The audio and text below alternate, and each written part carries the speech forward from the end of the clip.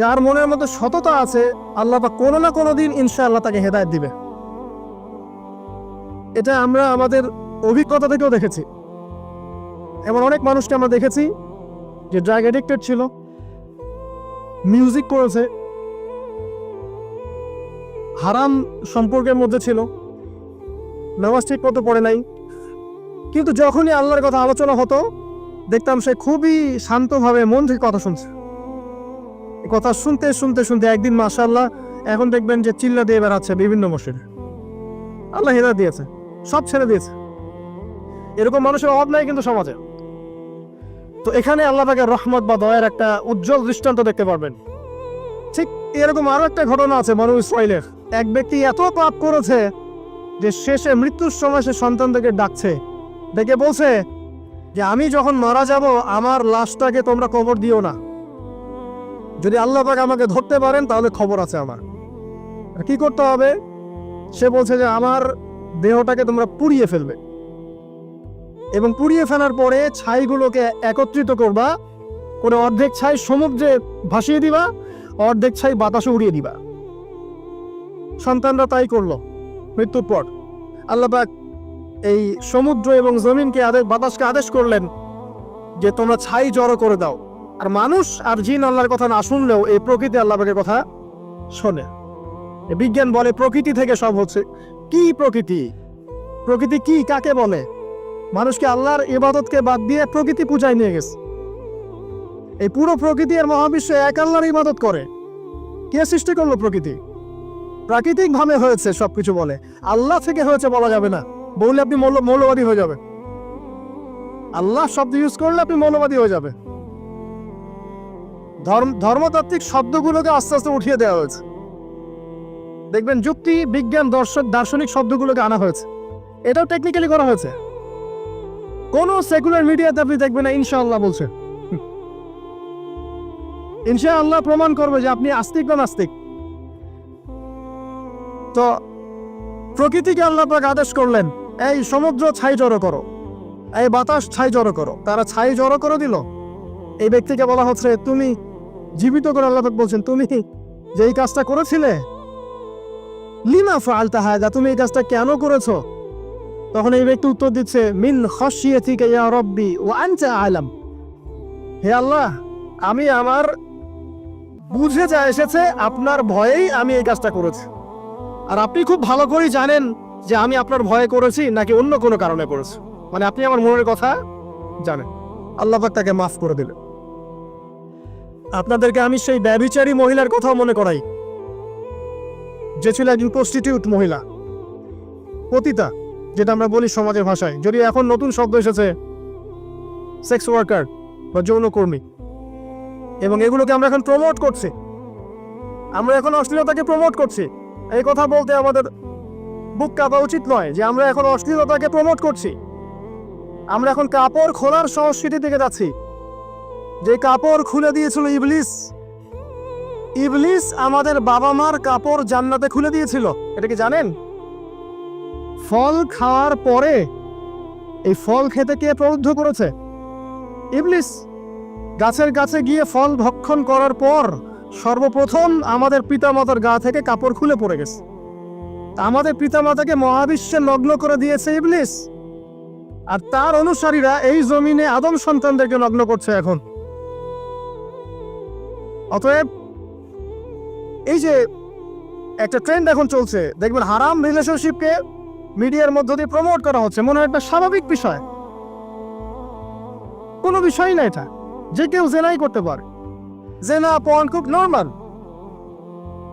হালাল ভাবে যদি আপনি বিয়ে শাদী করতে চান তখন সমস্যা হচ্ছে। হালাল ভাবে যদি আপনি বিয়ে করতে চান তখন সমস্যা হচ্ছে। হারাম ভাবে আপনি যা ইচ্ছা তাই করতে পারেন, সমাজে কেউ কিছু বলছে না। এখন বলছে এগুলো স্বাধীনতা। সুবহানাল্লাহ, কোন স্বাধীনতা? স্বাধীনতা বলে কোনো শব্দ নয় মহাবিশ্বে। এই পুরো বিশ্বের সমস্ত মানুষ আল্লাহর অধীনে পরাধীন। এই বিশ্বে যত মানুষ বসবাস করছে এখন, এরা কেউই স্বাধীন নয়। না কেউ স্বাধীন ছিল, না আছে, না থাকবে। সবাই আল্লাহ পাকের দাসত্বের অধীনে পরাধীন। স্বাধীন সেই এই পৃথিবীতে যে ব্যক্তি শয়তানের তাবেদারি করে, ও নফসের তাবেদারি করে, ও তো স্বাধীন। যা ইচ্ছা তাই করতে পারে। এই যে অশ্লীলতার প্রমোটিংটা চলছে, এটাকে পারিবারিকভাবে বন্ধ করতে হবে। আল্লাহ পাক আমাদেরকে বোঝার তৌফিক দান করুন। এগুলো যত বাড়বে সমাজে মহামারী আসবে, দেখে নিয়ে মহামারী আসবে, দুর্ভিক্ষ আসবে, সমাজে এমন সব রোগ ব্যাধির জন্ম হবে যেগুলো নামও শোনে নাই মানুষ কখন, এবং সামনে ভূমিধস অপেক্ষা করছে, এগুলো আসবে। যাই হোক, ওই মহিলা, যে ব্যক্তি একজন যৌনকর্মী ছিল, বা যেটা আমরা বলি ব্যভিচারিণী মহিলা ছিল, একটা কুকুরকে দেখেছে সে পানি পান করার জন্য তৃষ্ণার্ত, সে এটাতে মায়া করে দয়া করে তার মোজাটাকে নামিয়ে এই কূপ থেকে পানি উঠিয়ে কুকুরকে পান করিয়েছে। এই একটা কাজের বদৌলতে আল্লাহ রাব্বুল আলামিন এই ব্যভিচারী মহিলাকে মাফ করে জান্নাত দিয়ে দিয়েছে। হাদিস এটাও এসেছে, নবী সাল্লাল্লাহু আলাইহি ওয়াসাল্লাম বলেছেন, ইরহামু মান ফিল আরদ, তোমরা সবাই জমিনবাসীর প্রতি রহম করো। জমিনে মুসলিমই থাকতে হবে, তাদের প্রতি রহম করতে হবে এমন নয়, জমিনবাসী যারাই আছে সবার প্রতি রহম করো, জাতি ধর্ম বর্ণ নির্বিশেষে, এমনকি পশু পাখির প্রতিও দয়া করো। ইরহামু মান ফিল আরদ, জমিনে যারা আছে সবার প্রতি রহম করো। ইয়ারহামুকুম মান ফিস সামা, যিনি আসমানে আছেন তিনি তোমাদের প্রতি রহম করবে ইনশাআল্লাহ। ইসলাম এই কথাগুলো বলেছে 1400 বছর আগে। আজকের এই বিশ্বে, সোকল্ড এই মডার্ন বিশ্বে, যেখানে মানুষের রক্তের কোনো দাম নাই, সেখানে ইসলাম পশু পাখির অধিকার নিয়ে কথা বলেছে 1400 বছর আগে। কাদেরকে কি শিখাতে আসেন? কোরআন এবং সুন্নাহর বাইরে অভ্রান্ত সত্যের কোন উৎস আছে? এখানে যা আছে তাই চূড়ান্ত। মানতে চাইলে মানেন, না মানতে চাইলে জাহান্নামে যান, কেউ তো বাধ্য করছে না। লাকুম দীনুকুম ওয়ালিয়া দিন। আল্লাহ পাকের রহমত দেখেন। আরেকটা ঘটনা আছে এমন, একটা বিড়ালকে বেঁধে রেখেছিল এক মহিলা, খাবার দেয় নাই, কষ্ট দিয়েছে। একটা বিড়ালকে খাবার না দিয়ে কষ্ট দেওয়ার কারণে এই মহিলাকে আল্লাহ পাক জাহান্নামে পাঠিয়েছে। এরকম কত ঘটনা আছে, এই ঘটনাগুলো হাদিসের পাতায় বর্ণিত আছে। কোরআনে কি বলছে দেখুন। কোরআনের আমি কয়েকটা পয়েন্ট আপনাদেরকে খালি বলছি, এটা নিয়ে আমি সকালে ভাবছিলাম। আল্লাহ পাক আদম আলাইহিস সালামকে সৃষ্টি করেছেন, আমরা সবাই জানি। আল্লাহ পাক সূরা সাদের মধ্যে বলছেন ইবলিসকে, হে ইবলিস, তোমাকে কিসে বারণ করলো আদমকে সেজদা করতে, যে আদমকে আমি নিজের হাত দিয়ে সৃষ্টি করেছি। আল্লাহ রাব্বুল আলামিন যে আমাদেরকে এত যত্ন করে ভালোবেসে সৃষ্টি করেছেন, এটা কি আল্লাহ পাকের দয়ার নিদর্শন নয়? মহাবিশ্বের অন্য কোন মাখলুক সৃষ্টির ব্যাপারে আল্লাহ পাক বলেন নাই খলাকতু বিয়াদাই, আমি নিজ হাতে তাকে সৃষ্টি করেছি। শুধু সৃষ্টি নয়, সৃষ্টি করার পর আল্লাহ পাক তাকে সমস্ত নাম শিক্ষা দিয়েছেন। এই যে জ্ঞান শিক্ষা দেওয়া, জ্ঞান, এটা আল্লাহ পাকের সবচেয়ে বড় নিদর্শনগুলোর মধ্যে অন্যতম। এবং আল্লাহ পাকের সবচেয়ে বড় দয়া, আমার মত এটা, মানব জাতির উপরে আল্লাহ পাকের সবচেয়ে বড় দয়াটা হচ্ছে কি জানেন? আল্লাহ পাক আমাদেরকে জ্ঞান শিক্ষা দিয়েছেন, ওহী নাজিল করেছেন। এটা সব কিছুর ঊর্ধ্বে। কারণ আপনি তওবা করবেন, জ্ঞান লাগবে। নামাজ পড়বেন, জ্ঞান লাগবে। রোজা রাখবেন, জ্ঞান লাগবে। যাকাত দিবেন, ইলম লাগবে। আপনি দিনের যে কোনো আমল করেন, ইলম লাগবে। জান্নাত জাহান্নামের পথ খুঁজে পেতে হলে ইলম লাগবে। দেশ চালাবেন, ইলম লাগবে। অর্থনীতি চালাবেন, ইলম লাগবে। ইলম ছাড়া কিছু নাই, ইলমের উপরে কিচ্ছু নাই। এই ইলমটা আল্লাহ পাক কাকে শিক্ষা দিয়েছেন? আদম আলাইহিস সালামকে। আমরা তো শিখেছি সমাজবিজ্ঞান বইগুলোতে যে আমাদের পূর্বপুরুষরা নাকি গুহায় থাকতো, আর গাছের ছাল পাতা খেয়ে থাকতো, তাই না? লতা পাতা খেয়ে থাকতো, গাছের ছাল পাতা খেয়ে পোশাক পরতো আর কি। বোগাস, ডাহা, মিথ্যা কথা। আল্লাহ রাব্বুল আলামিন সূরা বাকারা এবং সূরা আরাফ পড়ে দেখেন, আল্লাহ পাক বলছেন যে আদম আলাইহিস সালামকে আল্লাহ পাক সমস্ত নাম জ্ঞান শিক্ষা দিয়েছেন। মহাবিশ্বের যে প্রয়োজনীয় জ্ঞানগুলো আছে সেগুলো আল্লাহ পাক আদমকে শিখিয়েছেন আলাইহিস সালাম।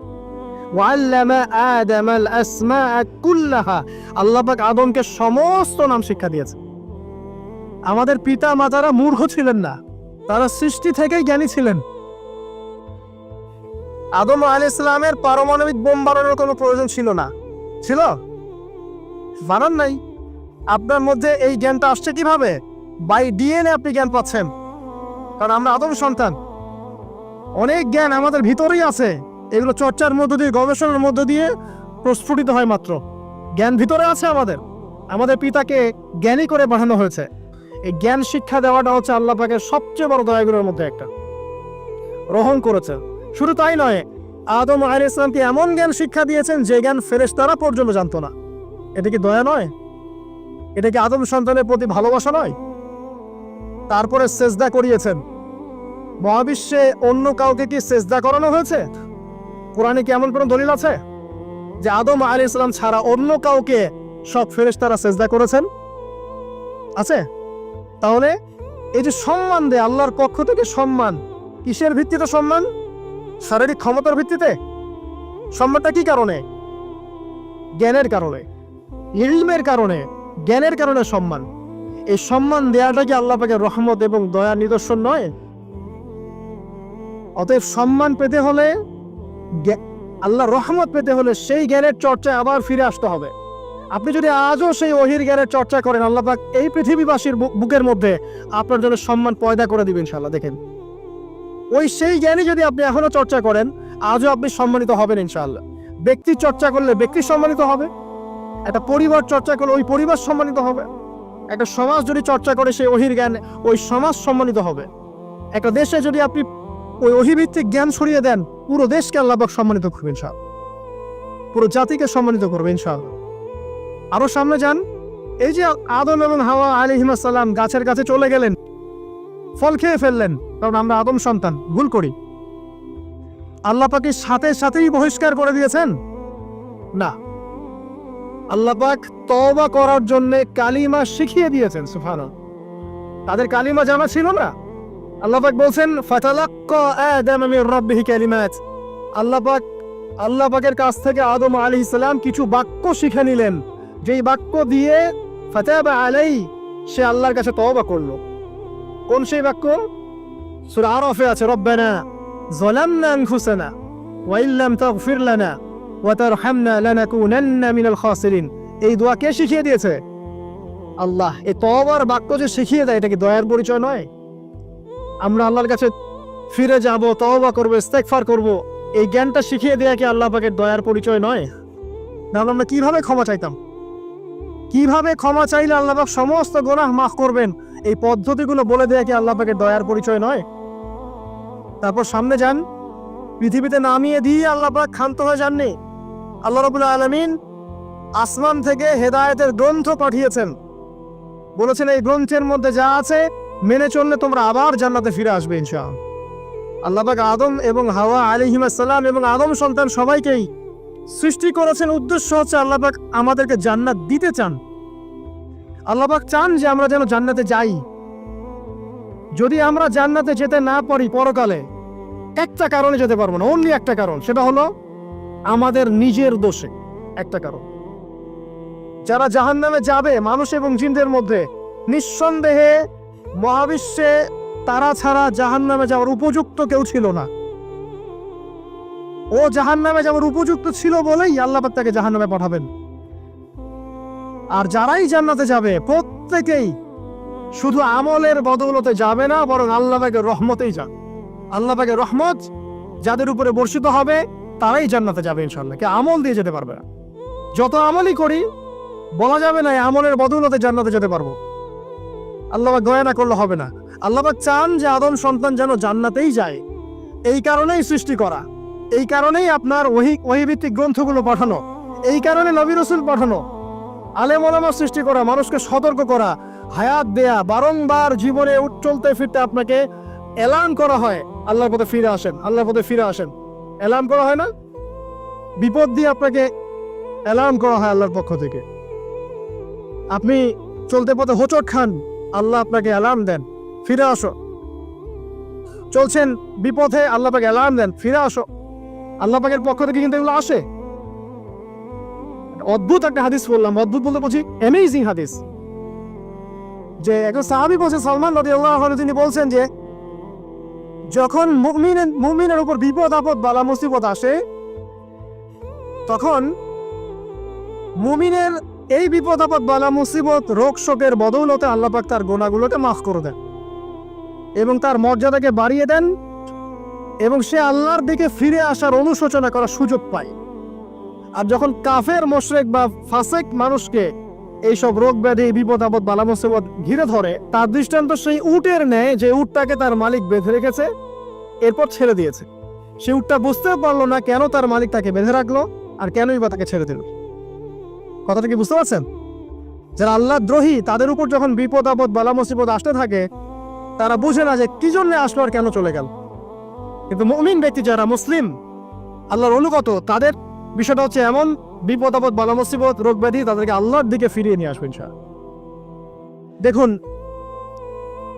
এই যে পৃথিবীতে নামিয়ে দেয়া, এরপর আল্লাহর পক্ষ থেকে ঐশী গ্রন্থগুলো পাঠানো, নবী রসুল পাঠানো, আলেম ওলামা পাঠানো, আপনাকে হায়াত দেয়া, আপনাকে রিজিক দেয়া, এই শ্বাস নেওয়ার ক্ষমতা দেয়া, আপনাকে জ্ঞান বুদ্ধি দেয়া, বিবেক দেয়া, যে আমি তার পাশে লাউ গাছ উৎপন্ন করলাম। কোন গাছ? খেতে পারেন এর শাক এবং এই যে ফল, এটার মধ্যে নিঃসন্দেহে এমন এমন কিছু উপাদান আছে যেটা হয়তো আমরা জানিও না, আবিষ্কার করা হয়নি। তিনি সুস্থ হয়ে গেলেন আলহামদুলিল্লাহ। কোথায় যাবেন? যে কোনো জায়গায় যান। নবী ঈসা আলাইহিস সালামকে চতুর্দিক থেকে আক্রমণ করছে ইহুদিরা। আল্লাহ রাব্বুল আলামিন তাকে এমন হেফাজত করলেন, তার কাছে তাকে উঠিয়ে নিলেন। এটা কি দয়ার পরিচয় নয়? এই যে একটু আগে তেলাওয়াত করলো শুরুর আগে নবী মুসা আলাইহিস সালামের ঘটনা। বানু ইসরাইল একটার পর একটা অবাধ্যতা করেই গেছে। আল্লাহ পাক তারপরেও তাদের কাছে নবী পাঠিয়েছেন, নবী মুসাকে পাঠিয়েছেন। ফেরাউনের মতো জালেম শাসকের হাত থেকে বানু ইসরাইলকে আল্লাহ পাক উদ্ধার করেছেন। এটা কি দয়ার পরিচয় নয়?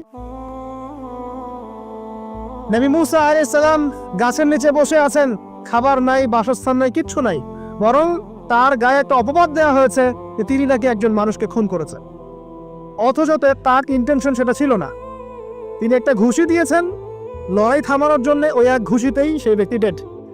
এবার তিনি গাছের নিচে বসে দোয়া করছেন, রব্বি ইন্নী লিমা আনজালতা ইলাইয়া মিন খায়রিন ফাকির। আল্লাহ, আমি নিঃস্ব অসহায় হয়ে এখানে বসে আছি, তুমি আমার উপর তোমার যে রহমত পাঠাবে আমি তার ভিখারি হয়ে বসে আছি। দোয়া করার সাথে সাথেই ওই শুআয়ব আলাইহিস ইসলামের মেয়ে হেঁটে হেঁটে চলে আসলো।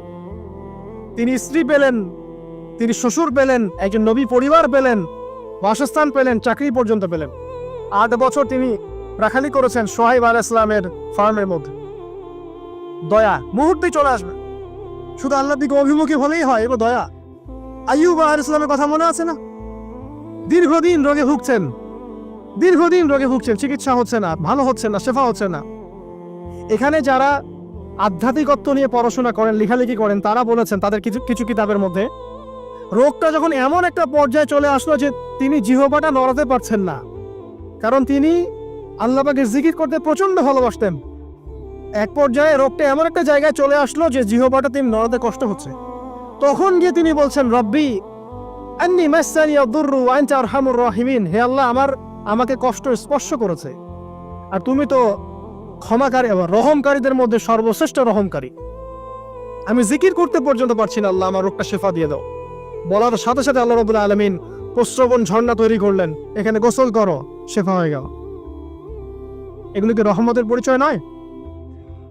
এখানে এক্সরে স্কলার এমনও বলেছেন, আজকে আমরা যারা বাহ্যিক সৌন্দর্য নিয়ে বেশি গর্ব করি আর কি, আত্মিক সৌন্দর্যের চাইতে বাহ্যিক সৌন্দর্য নিয়ে যারা বেশি গর্ব করি, যদি আল্লাহ পাক আমাদের পোশাকটাকে পরিবর্তন করে দেন, আত্মাটাকে দেহের পোশাক দেন আর দেহটাকে আত্মার পোশাক বানায় দেন, তাহলে দুর্গন্ধে কি আমাদের সামনে আসতে যাবে না।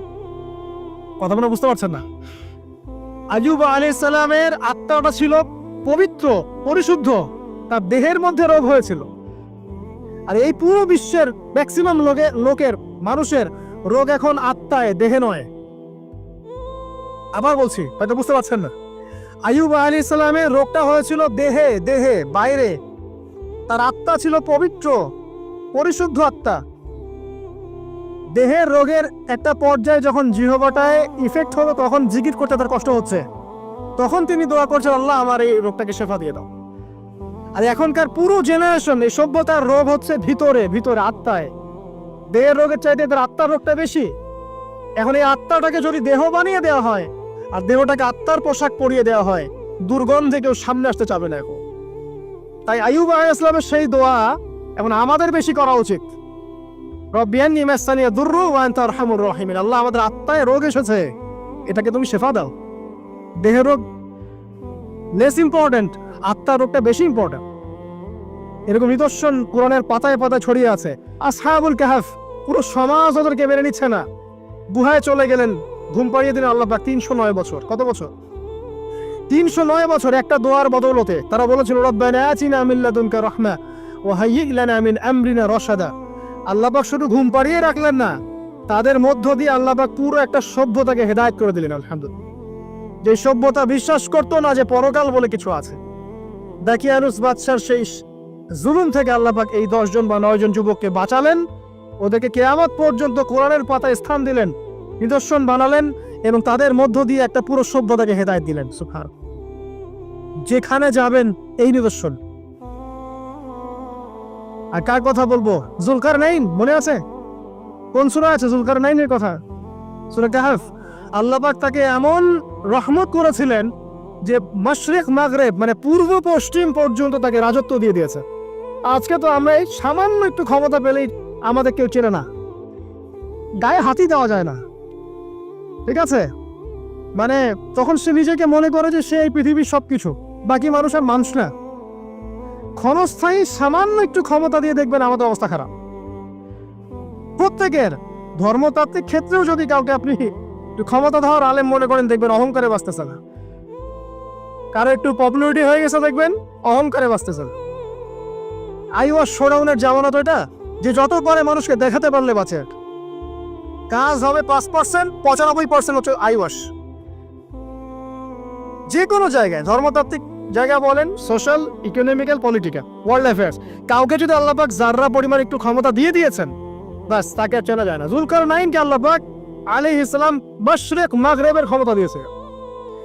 এত দাপট ছিল তার, যেদিকে সেনাবাহিনী নিয়ে যেতেন সেদিকে বিজয় করতে পারতেন। পড়ে দেখেন। আর এই ব্যক্তি কিন্তু আলেকজান্ডার দ্য গ্রেট নয়। পশ্চিমারা এখানে আবার একটা ষড়যন্ত্র করেছে। তারা বলে এই ব্যক্তি ছিল আলেকজান্ডার দ্য গ্রেট। এটা ভুয়া কথা। তিনি একজন আল্লাহ পাকের বড় ওলি ছিলেন অথবা নবী ছিলেন। কি ছিলেন আল্লাহ পাক এটা কোরআনে বলেননি, স্পষ্ট করেন নাই। তা আমরা ধরে নিচ্ছি আল্লাহ পাকের তিনি একজন শুকরগুজার বান্দা ছিলেন।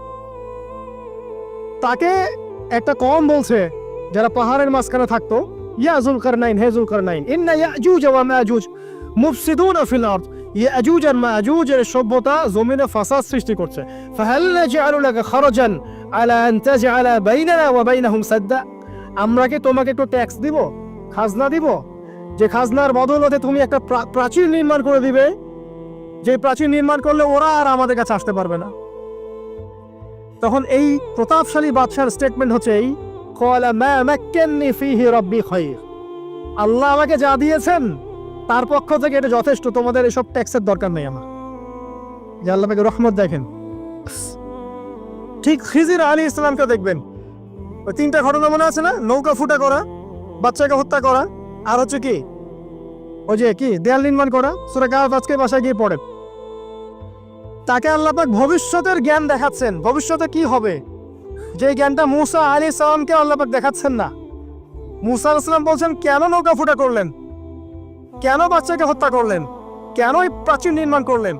আর খিজির আলাইহিস সালাম বলছেন যে জ্ঞান আল্লাহ তোমাকে দেন নাই তা আল্লাহ পাক আমাকে দিয়েছেন। আমি এই কারণে নৌকা ফুটা করছি, কারণ নৌকা ফুটা না করলে ভবিষ্যতে এই নৌকাটা সিজ করা হবে, ছিনতাই করা হবে। বাচ্চাটাকে হত্যা করেছে এই কারণে, এই বাচ্চা বড় হলে বড় কাফের হতো।